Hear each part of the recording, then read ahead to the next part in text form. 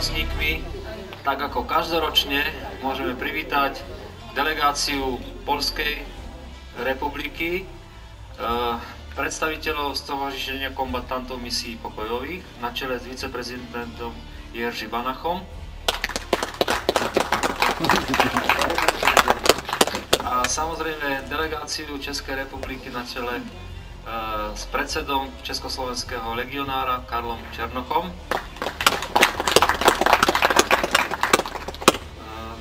Myslím si, že je to naozaj potrebné zdôrazniť, že s týmito organizáciami má Únia vojnových veteránov už tradične veľmi dobré vzťahy a myslím si, že to, čo spoločne robíme pre veteránov, tak keby si osvojili aj oficiálni predstavitelia našich štátov, tak určite by sme boli dneska ďalej.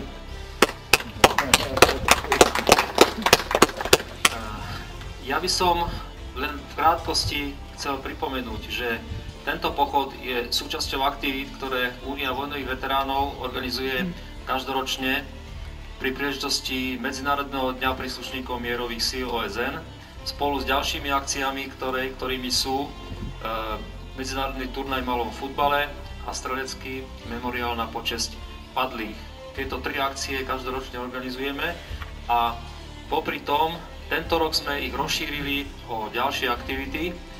30. apríla sme uskutočnili prvú konferenciu pod názvom Fórum vojnových veteránov v Trnave, ktorú tiež chceme organizovať každoročne k tomuto sviatku. A samozrejme, že som veľmi rád a chcem týmto poďakovať županovi Trnavského samosprávneho kraja, pánovi Tiburovi Mikušovi, vďaka ktorému sme mohli tento rok sa zúčastniť svetových oslav príslušníkov mierových síl v Ženeve 3. júna, kde v rámci programu, ktorý bol trojdňový, my sme sa zúčastnili žiaľ len jedného dňa v Paláci národov, ale napriek tomu spoločne s našimi poľskými aj českými kolegami bolo to naozaj dôstojná oslava všetkých, ktorí prispievajú na podporu a ochranu mieru vo svete. Na Slovensku máme k tomu ešte veľmi ďaleko a Únia vojnových veteránov robí všetko preto, aby sa to zmenilo, pretože mier je niečo, čo dneska považujú všetci za akúsi samozrejmosť a neuvedomujú si, že aký je to krehký materiál. A tí všetci, ktorí sú posielaní, aby tento mier hájili v krízových oblastiach, tak myslím si, že s takou ľahkosťou, ako sú vysielaní, tak s takou ľahkosťou by mala byť venovaná aj starostlivosť všetkým týmto ľuďom a ich rodinným príslušníkom po ich návrate, pretože si to zaslúžia. My si dnes budeme pri pamätničku, ktorú sme tu inštalovali pred 5 rokmi, vtedy sme mali 54 obetí, misií a operácií.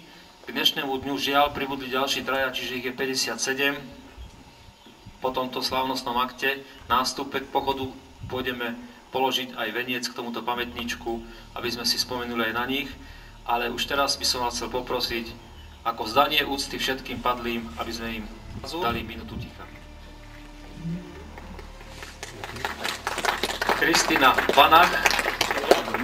Kristina tu nie je, takže Jurek musí. To moja žona.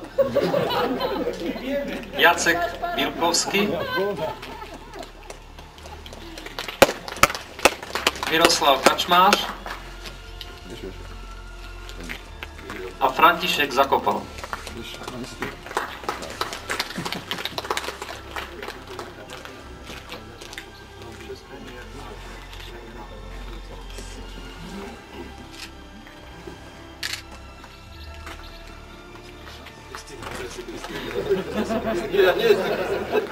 Kristýna?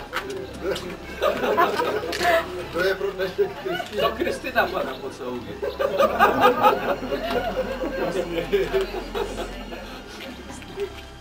Po celém dobre.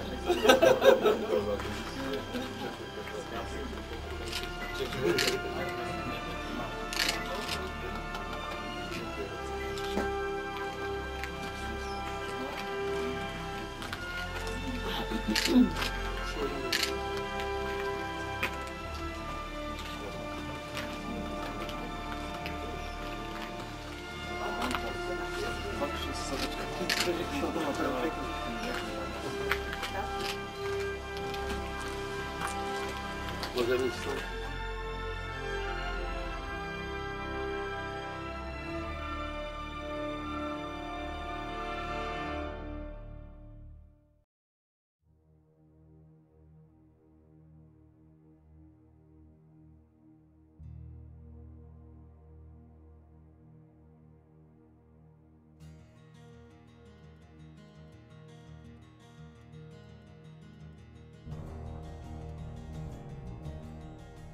Szanowni Panowie, jest wielki dla nas zaszczyt Stowarzyszenia Kombatantów Misji Pokojowych ONZ, że możemy uczestniczyć 4. raz w marszu organizowanym przez Unię Wojennych Weteranów.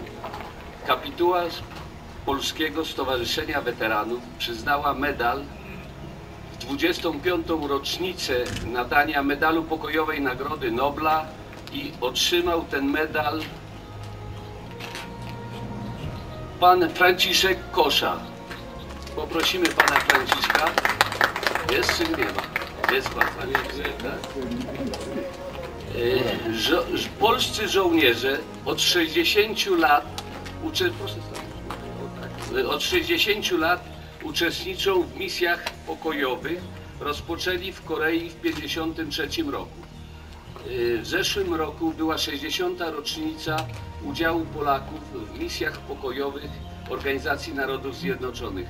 Z tej okazji został także wybity medal i ten medal kapituła Polskiego Stowarzyszenia przyznała panu Peterowi Andreańskiemu.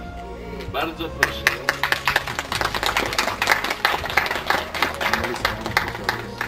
Polish and Slovakian friendship, the friendly attitude towards Polish, Czech and Slovakian comradeship, the constant development of the mutual links and relationship from the Polish friends, Vice President SPIA, Vice President of the Polish Association of the Polish UN Veterans, Jurek Banach.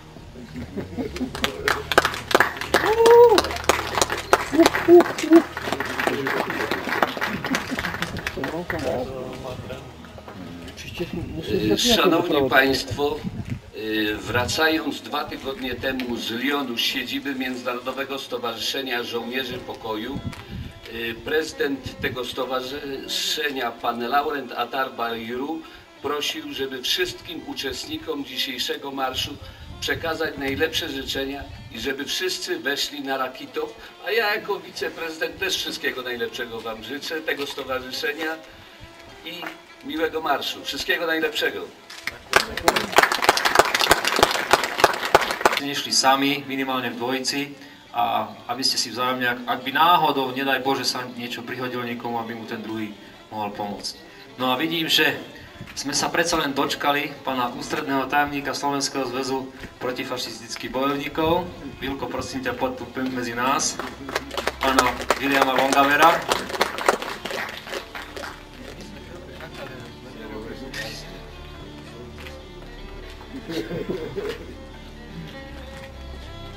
Takže som rád, že aj Slovenský zväz protifašistických bojovníkov nakoniec sa k nám pripojí a spoločne si pôjdeme uctiť pamiatku tých našich padlých. Ďakujem vám všetkým.